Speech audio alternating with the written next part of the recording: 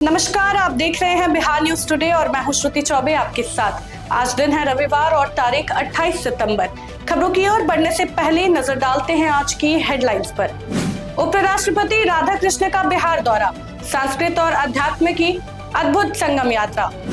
CM Nitish के सामने JDU विधायक का विरोध, तेजस्वी बोले भ्रष्टाचार के धृतराष्ट्र। धर्मेंद्र प्रधान का दावा, जनता ने बना लिया है मोदी नीतीश की एनडीए सरकार का मन। प्रशांत किशोर ने अशोक चौधरी के नोटिस को ठुकराया। पटना में अनोखी दुर्गा प्रतिमाएं, राखी, पेंसिल और सिंदूर से बनी मां दुर्गा। तो ये थी आज की हेडलाइंस। अब नजर डालते हैं खबरों की ओर। षष्ठी पर मां कात्यायनी की पूजा से बनते हैं विवाह के योग। आज शारदीय नवरात्र की षष्ठी तिथि पर मां कात्यायनी की पूजा की जा रही है। इस दिन आयुष्मान योग और रवियोग का शुभ संयोग बना है। मां की पूजा से वैवाहिक योग बनते हैं और सभी प्रकार के कष्टों का नाश होता है। मां को लाल वस्त्र, शहद व पान का भोग अर्पित किया जाता है।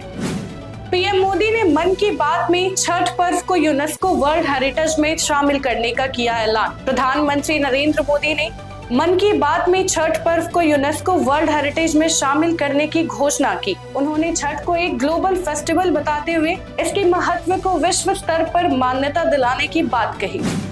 उपराष्ट्रपति राधाकृष्ण का बिहार दौरा, संस्कृत और अध्यात्म की अद्भुत संगम यात्रा। उपराष्ट्रपति सीपी राधाकृष्ण पहली बार बिहार आए हैं और पटना के लिटरेचर फेस्टिवल में मुख्य अतिथि के रूप में शामिल हुए। इसके बाद वह मुजफ्फरपुर स्थित मां चामुंडा मंदिर में दर्शन के लिए रवाना हुए। उनका इस मंदिर से वर्षों पुराना जुड़ाव है। नवरात्र के पावन अवसर पर यह दौरा राज्य की सांस्कृतिक और आध्यात्मिक पहचान को मजबूत करता है। बिहार की सियासत में गर्माहट, पीके मैनिफेस्टो और आरके सिंह पर चर्चा। प्रशांत किशोर की बढ़ती पकड़ पर अमित शाह ने एनडीए नेताओं को फटकार लगाई। महागठबंधन में मैनिफेस्टो को लेकर लेफ्ट और आरजेडी कांग्रेस में टकरार है। वहीं नाराज आरके सिंह को बीजेपी ने मनाकर बगावत रोकने की कोशिश की है। पटना में दुर्गा पूजा का भव्य नजारा, कहीं राम मंदिर, कहीं वृंदावन की झलक। इस बार पटना की दुर्गा पूजा में खास थीम वाली पंडाल लोगों को आकर्षित कर रहे हैं। इतवारपुर में 115 फीट ऊंचा राम मंदिर जैसा पंडाल कारीगरों द्वारा बनाया जा रहा है। वहीं डाक बंगला चौराहे पर 250 मूर्तियों वाला विशाल पंडाल बनाया जा रहा है। वृंदावन के प्रेम मंदिर जैसी झलक भव्य एलईडी द्वारा और बच्चों के लिए रोचक झांकियां इस साल पूजा को और खास बना रही है।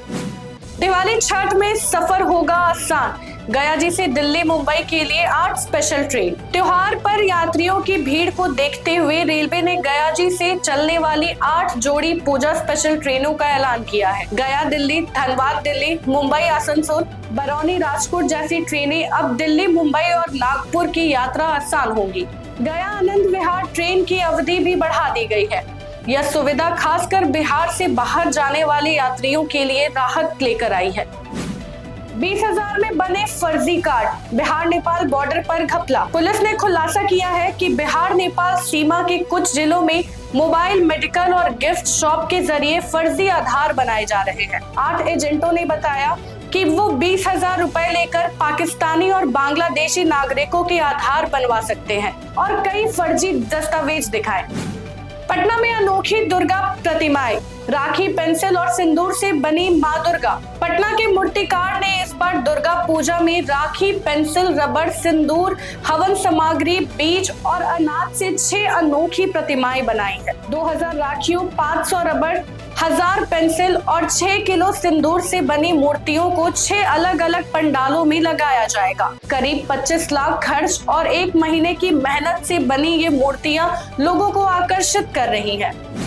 पटना एयरपोर्ट से संदिग्ध गिरफ्तार, पाक झंडा और फर्जी सेना आई कार्ड बरामद। पटना एयरपोर्ट परिसर से वैशाली के शिवम शर्मा को पकड़ा गया, जिसके पास से पाकिस्तानी झंडा, फर्जी भारतीय सेना का पहचान पत्र और आईईडी के कंपोनेंट्स की फोटो मिली।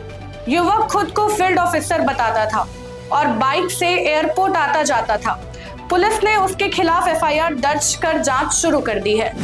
प्रशांत किशोर ने अशोक चौधरी के नोटिस को ठुकराया। प्रशांत किशोर ने अशोक चौधरी के 10 करोड़ की मानहानि नोटिस को राजनीति से प्रेरित और निराधार बताया। उनका कहना है कि चौधरी ने सच छिपाकर कानून का गलत इस्तेमाल किया ताकि उनके खिलाफ उठ रहे सवाल दब जाए। प्रशांत किशोर ने आरोपों को जनहित में उठाए गए मुद्दे कहा और नोटिस को लोकतंत्र विरोध करार दिया।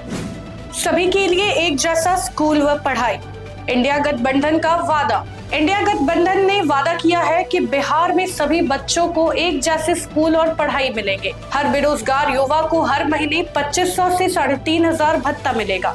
महिलाओं को अलग से हेल्थ वर्कर्स की सुविधा और दुष्कर्म मामलों में 24 घंटे में मेडिकल रिपोर्ट देने का वादा भी किया गया है।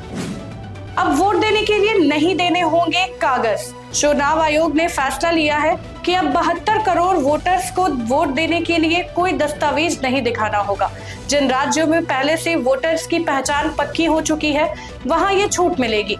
यह कदम वोटिंग को आसान और तेज बनाने के लिए उठाया गया है। इससे बूढ़ों और गांव के लोगों को सबसे ज्यादा फायदा मिलेगा। बिहार में फिर बदलेगा मौसम का मिजाज, 26 जिलों में येलो अलर्ट। बिहार के 26 जिलों में अगले कुछ दिनों तक हल्की से मध्यम बारिश की संभावना जताई गई है। मौसम विभाग ने येलो अलर्ट जारी किया है। पटना समेत कई जगहों पर बादल और हल्की बारिश के आसार है। उमस बढ़ेगी और तापमान में 2-3 डिग्री की बढ़ोतरी भी हो सकती है। अब तक 29% कम बारिश हुई है, जिससे धान की फसल पर असर पड़ सकता है। पूजा आयोजनों में बारिश से बचने के लिए पहले से तैयारी की सलाह दी गई है।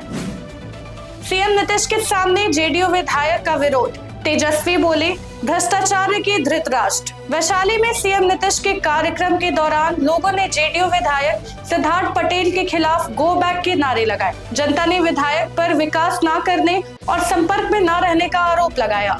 वहीं तेजस्वी यादव ने नीतीश कुमार पर हमला बोलते हुए उन्हें भ्रष्टाचार का धृतराष्ट्र कहा और वादा किया कि वे भ्रष्ट अधिकारियों की संपत्ति उजागर करेंगे। चुनाव की हलचल तेज है, तारीखों के ऐलान की जल्दी उम्मीद है। धर्मेंद्र प्रधान का दावा, जनता ने बना लिया है मोदी नीतीश की एनडीए सरकार का मन। बिहार विधानसभा चुनाव 2025 को लेकर बीजेपी ने घर घर संपर्क अभियान शुरू कर दिया है। पटना से अभियान की शुरुआत करते हुए केंद्रीय मंत्री धर्मेंद्र प्रधान ने कहा कि जनता पीएम मोदी और नीतीश कुमार के नेतृत्व में एनडीए को दोबारा सत्ता में लाना चाहती है। उन्होंने बताया कि लोगों से मिल रहा अपार स्नेह और समर्थन इस बात का संकेत है कि एनडीए के पक्ष में माहौल बन चुका है। बीजेपी का मकसद है हर घर तक अपनी योजनाएं पहुंचाना और जनता की बात सुनना। तो ये थी बिहार की आज की 15 मुख्य खबरें। बाकी ऐसे ही खबरों के लिए बने रहे बिहार न्यूज टुडे के साथ। तब तक के लिए धन्यवाद।